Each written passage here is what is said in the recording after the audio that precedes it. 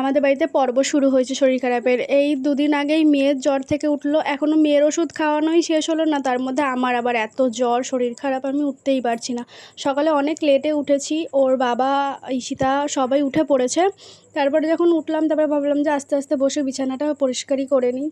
এদিকে দেখো ঈশিতার বাবা আমার জন্য চা করে নিয়ে এসেছে সকালবেলা। ও রাত থেকেই আমার এত জ্বর, আগের দিন রাত থেকে ওই সব কিছু করে যাচ্ছে। আর এদিকে আলু সিদ্ধ ভাত করে দিয়ে ডিউটি চলে গেছে। তারপরে আমি বলেছিলাম যে যদি আমার ভালো লাগে আমি তরকারি করব, তুমি যেটা পারো সেটা করে রেখে যাও। তারপরে এদিকে ওষুধ খেতে আমার এত বিরক্ত লাগে। আমার শরীর খারাপের থেকে ওষুধ খেতে বেশি শরীর খারাপ লাগে। তো যাই হোক, খেতে তো হবেই, ভালো তো হতে হবে, ওর জন্য শরীর খারাপ করলেও বমি পেলেও খেতে হবে ওষুধ।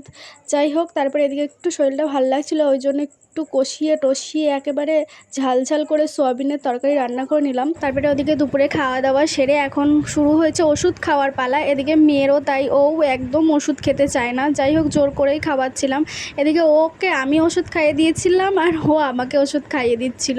এই করেই আমরা মা মেয়ে ওষুধ খাচ্ছিলাম। মানে আমাদের এখন কদিন ধরে এরকম অবস্থা হয়েছে বাড়িতে, ওষুধের পর্ব, শরীর খারাপের পর্ব।